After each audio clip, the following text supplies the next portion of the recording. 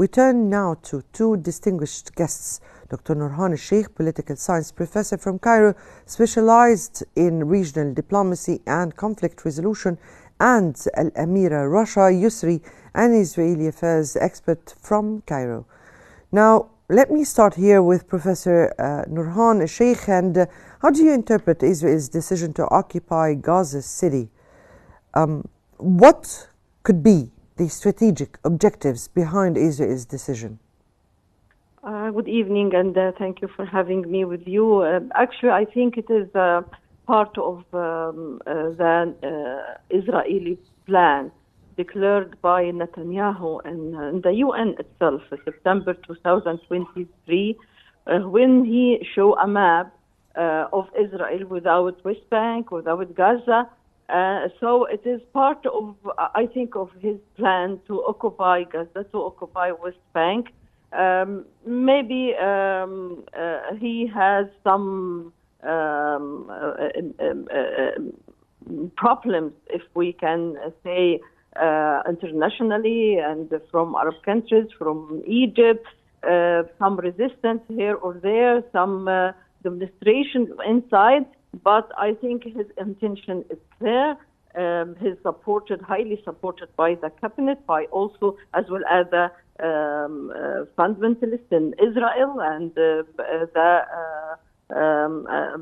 far right in Israel. So I think it's nothing new. It is part of his intentions, of his plans, declared by him clearly within, unfortunately, the UN. Nobody commented at that time from the international community, and nobody expressed criticism to such a plan and to such map, except Egypt and the Arab countries. Now, Ms. Yusri, what are the main points, or were the main points, of course, of contention within Israel's security cabinet regarding this decision?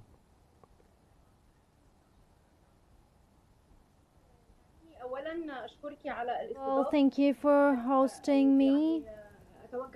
Of course, I'd like to greet all your audience as well.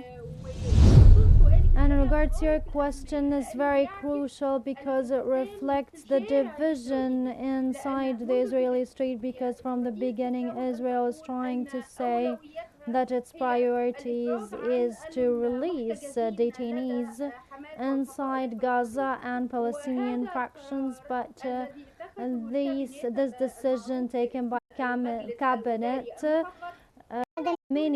known as mini cabinet, refers to the importance of detainees, is wearing off in the eyes of Israeli government, and it's not on the top priorities as was declared by Israeli government from the beginning. Now we are witnessing from the beginning of the war,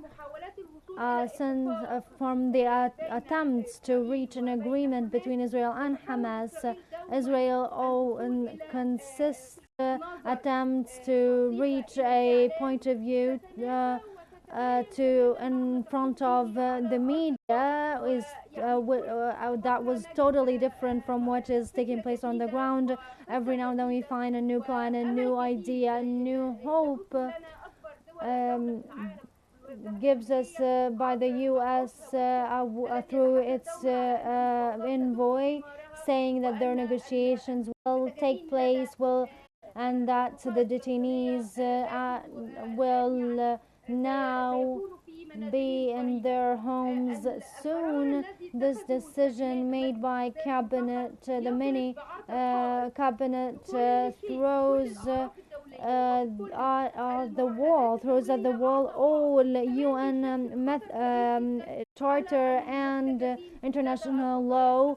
Also is very risky at the detainees, which is very well known, and we're aware among the streets of Israel and the cabinet as well. We have not touched upon the contentious points between the cabinet and the army of what we're speaking about, but we'll get to that again. Professor Sheikh, what impact is the planned forced relocation of up to 1 million Palestinians likely to have on the humanitarian situation in Gaza? I think it is a disaster would come not only for the Palestinians but for the Israelis as well. It is not an easy operation as Netanyahu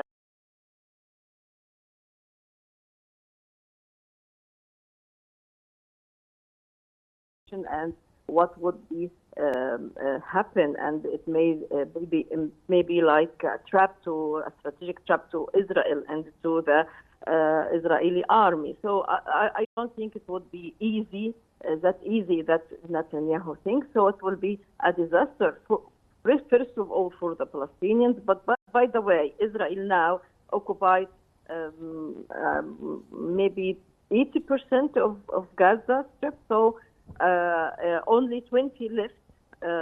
So I think that this is the calculation of Netanyahu, that they have already occupied 80%, and he thinks that it is easy to control the rest of 20%, but vice versa, inside and outside Israel, many warning about what would happen.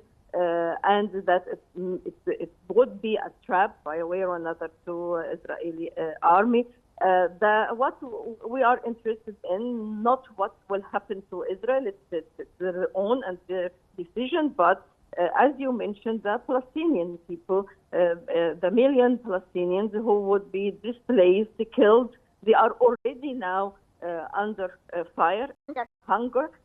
So they are killed either by shooting or by living in hunger. So this is a war situation. The most important thing is that his ambitions and his dreams wouldn't stop on Gaza. The next step would be the West Bank. So this is it means that 2.5 million people from West Bank would be displaced. That will cause a mass in the region. It would have very dangerous consequences, not only for the neighbor countries like Egypt or Jordan, but I think for the whole Middle East region, and it would, by a way or another, would have an international consequences on the international security as well. Ms. Yusri, can you elaborate more, as we spoke about before, the Security Cabinet and what they said? Can you elaborate more on the statements of the forces chief, Eyal Zamir's, and his opposition, and to the occupation of, or the full occupation of Gaza, and the significance of that in the context of Israeli military strategy?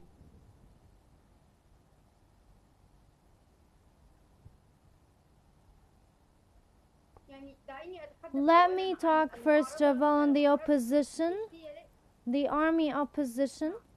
Yes. Army opposition to military operations is now. And can you hear me? Yes, I do. I can hear you. Do you want me to repeat the question?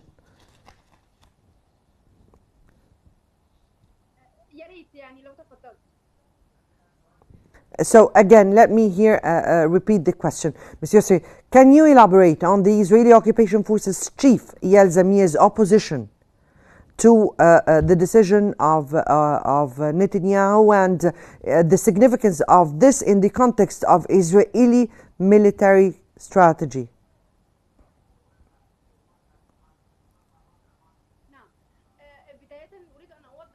I'd like to elaborate that this is not the first time that Israeli army opposes a decision to invade an area inside Gaza. The army clearly opposed invading Rafah and occupying the corridor between Egypt and Palestine, and that was maybe the reason for the Yoav Gallant stepping down, and this is not new, and this is the scenario or the narrative of Israel. Maybe this occupation is harmful to Israel.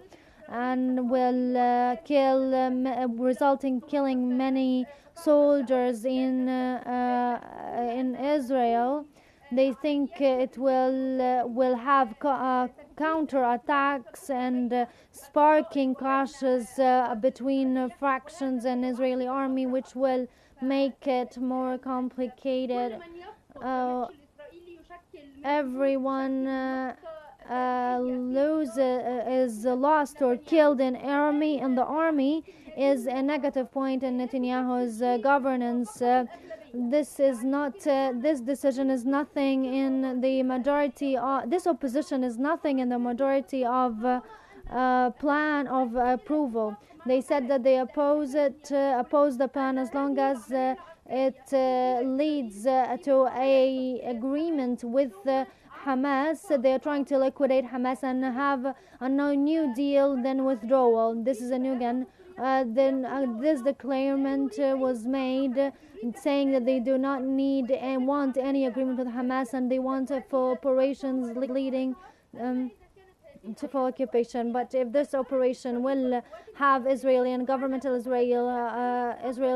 on the Gaza Strip, they agree. I would like to clarify now that the whole world now is in a real test to curb this problem, this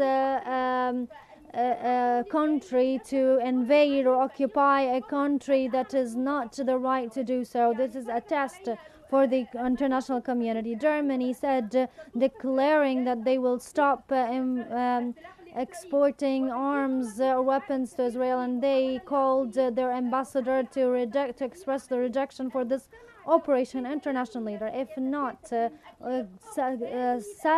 standing together to stop this horrific military operations that want to invade or occupy lands they don't have the right in, they will have decisions will not being unstoppable, and the results, the consequences will be dire, and they will never be able to do anything in front of Israel country. Now, Professor Sheikh, what risks does this military escalation pose to regional stability in the whole Middle East? I think that would, by way or another, escalating the whole conflicts and the crisis all over the Middle East. This is a very aggressive decision, unwise from my point of view. It wouldn't, by all means, will be a very easy operation. Now they are pushing troops to Gaza. Hamas and the other, yes, along 2 years, they maybe lost many of the leaders, etc., but they still can resist strongly what will happen, and that will cause escalation of the conflict, more death, more human violations and humanitarian violation in Gaza, and it will be a big mess. I think also that mess will including Israel. I don't know what, according to what calculation they based their own decision, only their ambitions, their political calculation, but even the military one, if they really calculate what is going on the ground, what would be happen, I think they can rethink about their decision. But unfortunately, they only pushed by their ambition to power, only to power, and to stay in power, nothing else, regards all humanitarian or logic even and strategic factors. They didn't pay any attention to that. Even the voices from inside Israel who are now calling for a ceasefire, for returning the hostage through diplomacy and through negotiation. All those, they are neglecting all that. With that operation, I think we are going to very critical situation in the whole Middle East, and a lot of what we can call very hard consequences, both humanitarian and military, we will face, and that will include all countries in the region, plus even the great powers, including the United States itself. Now we are witnessing what is going on within the United States, also those voices against Israel and what is going on in Europe, the same. But I think. But the United States, Ms. Sheikh, did not really reject what Netanyahu was speaking about, or what the decision, what they spoke about the decision, because what we heard from Marco Rubio about the two-state solution and its inability to be made on the ground was something very harsh to be told from the U.S. Secretary. And it doesn't seem like the American diplomacy or policy or foreign policy is really putting any kind of pressures on Israel in what it is carrying out with. This is true. Unfortunately, the administration of Trump and Trump himself is totally friendly support Israel. And he forgot what he promised. He promised during his campaign the American Muslims that he would stop the war in Gaza, and ceasefire will be very soon. But unfortunately, he didn't fulfill his commitment yet. More worse that there is no one word from Trump or his administration about two-state solution. They deny all rights of Palestinians to have a state. This is very dangerous. I think Israel itself wouldn't be safe unless a Palestinian is safe. A full independent one, a safe one, would be established very soon and declared. All factors of states and all elements of states is there. The authority, people, land, everything is there. Only recognition from the whole world, and that started strongly also. We are now following recognition from many European countries. This is very important. And by a way or another, we should force Israel and the United States, or the administration of Trump in particular, to accept that because it is de facto. Palestinian is there, Palestinian people is there, and the state is coming by all means. But recognition with no deeds on the grounds are nothing. Let me get here back to Ms. Yusri. And Ms. Yusri, how is Netanyahu's narrative of not intending to govern Gaza long-term being received by the Israeli public and political factions?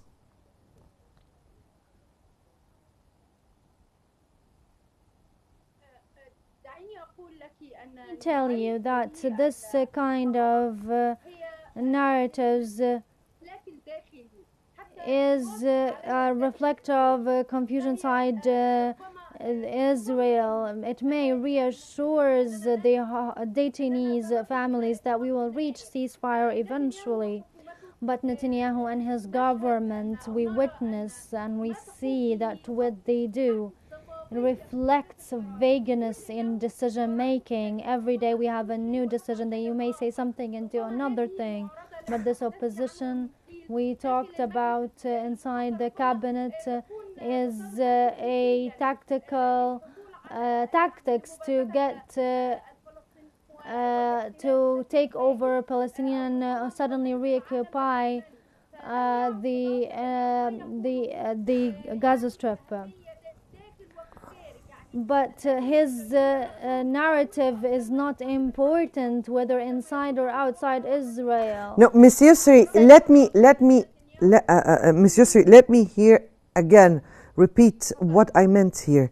Now, Netanyahu has said that he intends not to govern Gaza long term. What did this mean? How is that perceived internally and definitely on the international scale?